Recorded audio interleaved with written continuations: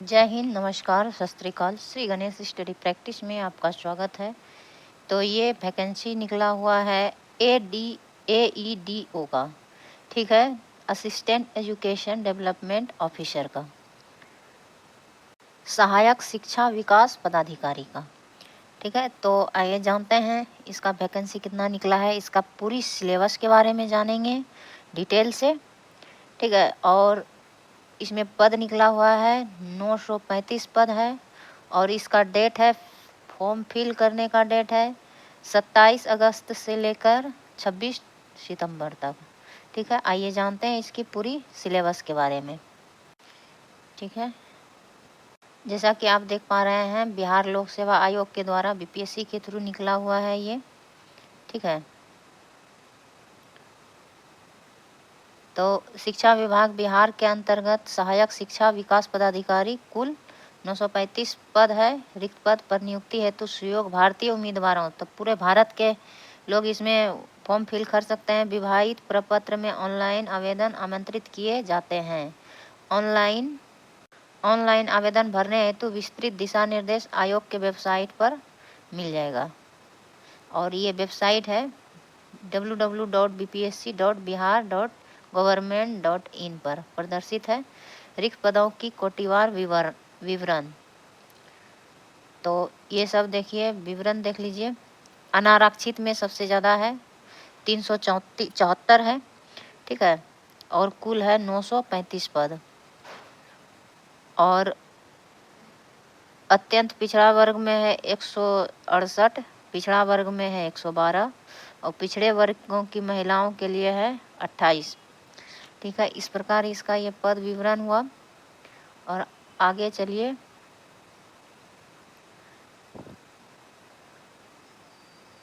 इसका वेतन मान देख लीजिए। स्तर 5 के, स्तर लेवल 5 के होगा इसका वेतन 29,200 वेतन होगा मूल वेतन में। और शैक्षणिक योग्यता के बारे में जानिए। तो ये मेन है शैक्षणिक योग्यता, तो किसी भी विश्वविद्यालय से स्नातक या समकक्ष डिग्री होना अनिवार्य है। और उम्र सीमा देखिए, छात्राओं की उम्र सीमा 1 अगस्त 2025 को न्यूनतम 21 वर्ष होना अनिवार्य है और अधिकतम 37 वर्ष अनारक्षित पुरुष जनरल पुरुष के लिए और महिला और पुरुष के लिए, अत्यंत पिछड़ा वर्ग में महिला पुरुष के लिए 40 वर्ष और अनुसूचित SC ST के लिए है 42 वर्ष। तो ये हो गया महत्वपूर्ण इसमें पॉइंट। आगे देख लीजिए,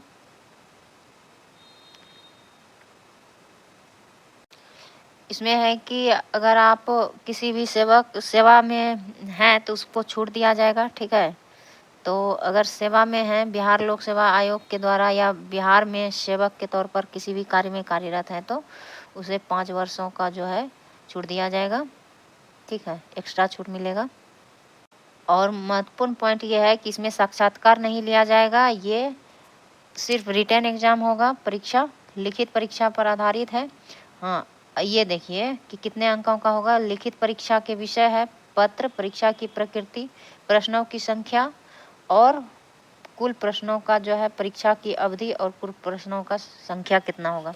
तो प्रश्नों की संख्या होगा 100 प्रश्न, 2 घंटा होगा और ये सामान्य भाषा होगा। सामान्य भाषा में हो जाएगा 30 नंबर का अंग्रेजी और 70 नंबर का हिंदी। तो ये 100 नंबर का क्वेश्चन होगा, 100 नंबर अंक मिलेगा इसमें, ठीक है। और इसमें क्वालिफाइंग 30% है। वहीं अब सामान्य अध्ययन 100 नंबर का पूछा जाएगा, वस्तुनिष्ठ प्रश्न होंगे सभी, ठीक है। 2 घंटा होगा, 100 अंक में सामान्य अध्ययन GK GS में होगा 100 नंबर और 2 घंटा होगा, ठीक है, 100 अंक का होगा। वहीं सामान्य योग्यता जनरल एप्टीट्यूड में भी 100 अंक का होगा, 2 घंटा का होगा ये भी एग्ज़ाम। अब पाठ्यक्रम पर ध्यान देते हैं। सामान्य भाषा में सामान्य अंग्रेजी और सामान्य हिंदी के प्रश्न होंगे, ठीक है। अभ्यर्थी की भाषा संबंधी प्रयोग की समझदारी की जांच की जाएगी। तो ये सामान्य भाषा का जांच होगा इसमें, जो कि 100 नंबर का होगा सामान्य भाषा में। अब सामान्य अध्ययन का देखिए, सामान्य अध्ययन में विज्ञान, फिजिक्स, केमिस्ट्री, बायो हो जाएगा, ठीक है। और फिर राष्ट्रीय अंतर्राष्ट्रीय महत्व की समसामयिक घटनाएं, करंट अफेयर हो गया, राष्ट्रीय और अंतर्राष्ट्रीय महत्व। भारत का इतिहास, बिहार के इतिहास की प्रमुख विशेषता, तो बिहार का, भारत का और अंतर्राष्ट्रीय महत्व के अंतर्राष्ट्रीय राष्ट्रीय करंट अफेयर हो जाएगा।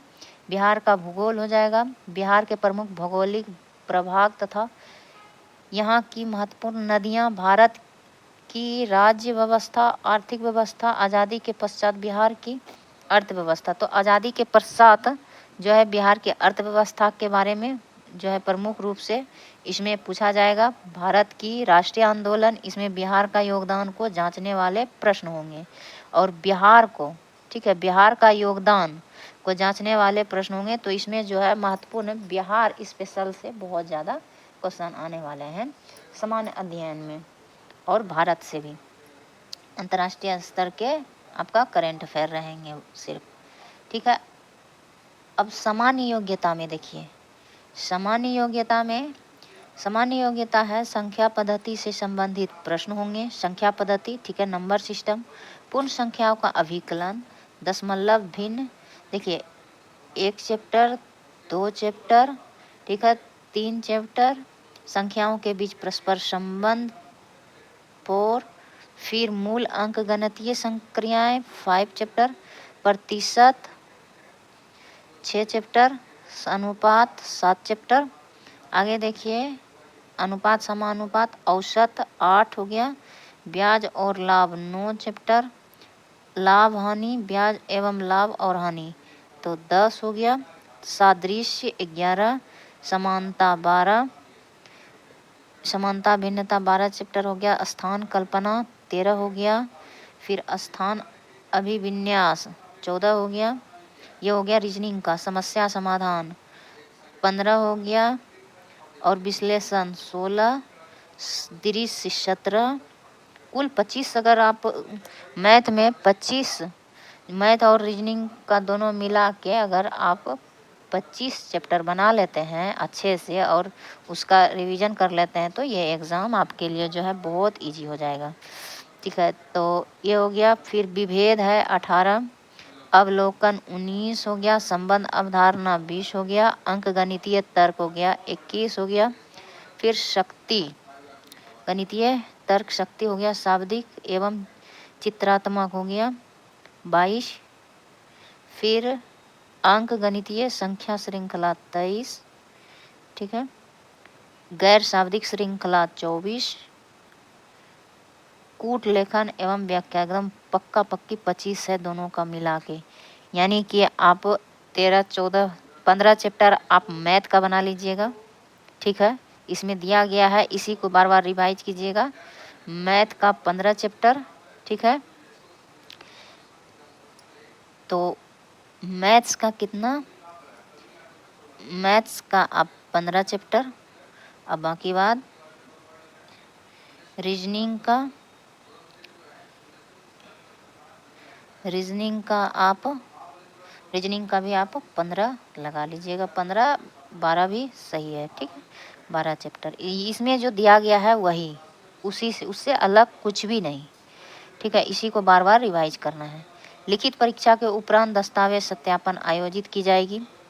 अभ्यर्थियों को अपने ऑनलाइन आवेदन किए गए दावों के अनुसार सभी वांछित प्रमाण पत्रों की मूल प्रति के साथ उपस्थित होना अनिवार्य होगा। फिर मेधा सूची के अनुसार सम्मिलित नहीं किए जाएंगे, ठीक है। तो अन्यथा अगर आप सारा डॉक्यूमेंट वेरिफिकेशन डॉक्यूमेंट आप पूरा नहीं करते हैं तो मेधा सूची के अंतर्गत आपको सम्मिलित नहीं किया जाएगा।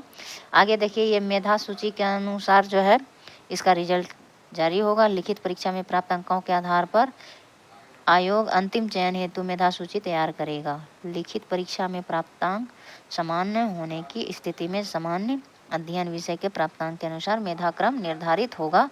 लिखित परीक्षा में सामान्य अध्ययन के भी प्राप्तांक समान होने की स्थिति में उम्र तथा उम्र के समानता होने पर देवनागरी लिपि में वर्णमाला के अनुसार नाम वाले उम्मीदवार को वरीयता दी जाएगी। तो ये क्या है, देवनागरी लिपि में आ से लेके जो शुरुआत में होगा तो ये भी हो सकता है, मतलब उम्र के हिसाब से में समानता होने के बाद उसका जो है नाम किस अक्षर से शुरू है उस आधार पे मेधा सूची भी तैयार किया जाएगा अगर समान अंक पाया गया तो। ठीक है, आरक्षण में देख लीजिए, ऑनलाइन आवेदन पत्र में इंगित कॉलम में आरक्षण का दावा नहीं करने पर आरक्षण का लाभ नहीं मिलेगा। आरक्षण के लाभ राज्य सरकार के प्रचलित आरक्षण नियमों के अनुसार राज्य सरकार के सक्षम पदाधिकारी द्वारा निर्गत प्रमाण पत्र के आधार पर ही होगा। तो आप एसडीओ ऑफिस से या सीओ ऑफिस से अपना जो है जाति प्रमाण पत्र, आय निवासी ये निर्गत करा लीजिएगा। अगर जो ओबीसी हैं तो ओबीसी बनवा लीजिएगा एनसीएल। ठीक है, तो आगे देखिए क्या है, आरक्षण का लाभ उन्हीं उम्मीदवारों को मिलेगा जिनका अस्थायी निवास बिहार राज्य में है, अर्थात जो बिहार के मूल निवासी हैं। बिहार राज्य के बाहर के निवासी अभ्यर्थी आरक्षण का लाभ का दावा मतलब लाभ नहीं उठा पाएगा। ठीक है, आवेदन में दिया गया अस्थायी पता है आरक्षण प्रयोजन के लिए अस्थायी निवास अनुमान्य होगा। अगर आप आरक्षण चाहते हैं तो बिहार के मूल निवासी होना अनिवार्य है। उक्त आरक्षण के लिए उम्मीदवारों को अस्थायी आवासीय प्रमाण पत्र प्रस्तुत करना अनिवार्य होगा। इसमें देखिए क्या क्या लगेगा, जाति प्रमाण पत्र। ठीक है, अगर SC ST उम्मीदवार हैं तो जाति प्रमाण पत्र, अस्थायी मूल निवास प्रमाण पत्र लगेगा। अनुसूचित जनजाति हैं, पिछड़ा वर्ग हैं तो उनके लिए भी क्रीमी लेयर NCL उसमें जो है OBC, पिछड़ा अत्यंत पिछड़ा वर्ग के लिए OBC लगेगा। ठीक है, NCL और क्रीमी लेयर रहित प्रमाण पत्र होना अनिवार्य होगा। पिछड़ा वर्ग अत्यंत पिछड़ा वर्ग की दशा में अपने अस्थायी निवास अंचल के राज्य सरकार द्वारा अंचल, तो ये अंचल से निर्गत होना अनिवार्य होना चाहिए। ठीक है, स्तर पर अधिसूचित अधिकारी अंचल अधिकारी पदाधिकारी द्वारा निर्गत क्रीमी लेयर रहित प्रमाण पत्र मान्य होगा। तो यहाँ देखिए अंचल अधिकारी यानी सीओ ऑफिस का ही मान्य होगा, इसमें दिया गया है। ठीक है, तो अनुसूचित जाति अनुसूचित जनजाति की दिशा में अपने अस्थायी अधिवास अंचल के राज्य सरकार द्वारा अधिसूचित अंचलाधिकारी द्वारा निर्गत अस्थायी निवास प्रमाण पत्र, मूल निवास प्रमाण पत्र, जाति प्रमाण पत्र मान्य होगा। आगे देखिए, आरक्षण का दावा करने वाली विवाहित महिलाओं के लिए क्या है का जाति अस्थायी निवास क्रीमी लेयर रहित प्रमाण पत्र उनके पिता के नाम, पिता के अस्थायी पता से निर्गत होना चाहिए, न कि उनके पति के नाम एवं पता से। तो ये पिता के नाम से उनका जो है निवास प्रमाण पत्र निर्गत होना अनिवार्य है विवाहित महिलाओं के लिए। ठीक है, तो ये हो गया।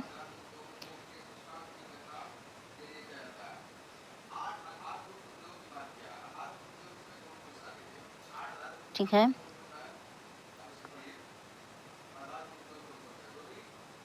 तो ये देख लीजिए, ये हो गया। अब देखिए कब से कब तक इसका डेट है। यहाँ महत्वपूर्ण पॉइंट दिया गया है। ठीक है, बी कॉलम में कि मैट्रिक का प्रमाण पत्र जन्म तिथि के साक्ष्य के लिए अनिवार्य होगा। ठीक है, अनिवार्य मूल प्रतियां सत्यापन हेतु प्रस्तुत करना अनिवार्य होगा। स्नातक समकक्ष का प्रमाण पत्र, स्नातक या समकक्ष का अंक पर पत्र। ठीक है, और ये मैट्रिक का हो गया और स्नातक का, यानी इंटर यानी 12th का आप जरूरी नहीं है, आपको 12th का इसमें प्रमाण पत्र देना जरूरी नहीं है। पिछड़ा वर्ग अत्यंत पिछड़ा वर्ग उम्मीदवारों के लिए NCL, महिला उम्मीदवारों के लिए पिता के नाम। ठीक है, और पिता के नाम से NCL निर्गत होना अनिवार्य है। अनुसूचित जाति जनजातियों के लिए जाति निवास प्रमाण पत्र होना अनिवार्य है, जाति और अस्थायी निवास प्रमाण पत्र। ठीक है, जाति और अस्थायी निवास प्रमाण पत्र अनिवार्य है। महिला उम्मीदवारों के लिए फिर से वही बात है, पिता के नाम से निर्गत होना अनिवार्य है, अस्थायी पता निवास प्रमाण पत्र। ठीक है, बिहार राज्य के अस्थायी निवासी अनारक्षित वर्ग की महिला उम्मीदवारों के लिए पिता के नाम एवं पता से निर्गत अस्थायी निवास प्रमाण, और इसमें अस्थायी निवास प्रमाण पत्र महिला के लिए होना अनिवार्य है क्योंकि इसे आरक्षण दिया जाएगा महिला को। ठीक है, जनरल महिलाओं को भी आरक्षण कोटि में लाया जाएगा। अब देखिए का दावा, यहाँ आर्थिक रूप से कमजोर वर्ग EWS का जो है इकोनॉमिकल विकल सेक्शन के लिए है। दावा करने वाले आवेदक बिहार सरकार के अधिसूचना संख्या इतना के तहत दिनांक इतना के आलोक में विवाहित प्रपत्र समकक्ष प्राधिकार द्वारा निर्गत तत्संबंधी प्रमाण पत्र आवेदन करते हुए उक्त प्रमाण पत्र पर वैध होना अनिवार्य है। तो परीक्षा शुल्क देखिए, परीक्षा शुल्क बिहार के संकल्प के हेतु सामान्य प्रशासन में अभ्यर्थी को मात्र 100 रुपये परीक्षा शुल्क जमा किया जाना है। ठीक है। महत्वपूर्ण पॉइंट यहाँ और है कि नंबर 1 में ऑनलाइन आवेदन प्रारंभ करने की तिथि तो ये 27 अगस्त से प्रारंभ की जाएगी और ऑनलाइन आवेदन भरने की अंतिम तिथि 26 सितंबर तक है। तो ये 26 सितंबर तक हो गया अंतिम तिथि, आप भर सकते हैं। ठीक है, अंतिम डेट तक आप भर सकते हैं 26 सितंबर तक, 27 अगस्त से। ठीक है, 27 अगस्त से 26 सितंबर तक। ठीक है, ये सब हो गया और ये महत्वपूर्ण। तो कैसा लगा आपको हमारी जानकारी? ठीक है, तो कमेंट में थोड़ा सा भी। तो पूरे इस वीडियो में पूरे फर्रे की जानकारी लगभग मैं दे दी हूँ। ठीक है, इससे बाहर अब कुछ भी जानकारी लेना अनिवार्य नहीं है। ठीक है, धन्यवाद। लाइक सब्सक्राइब थोड़ा कर दीजिएगा। Thank you. वंदे मातरम।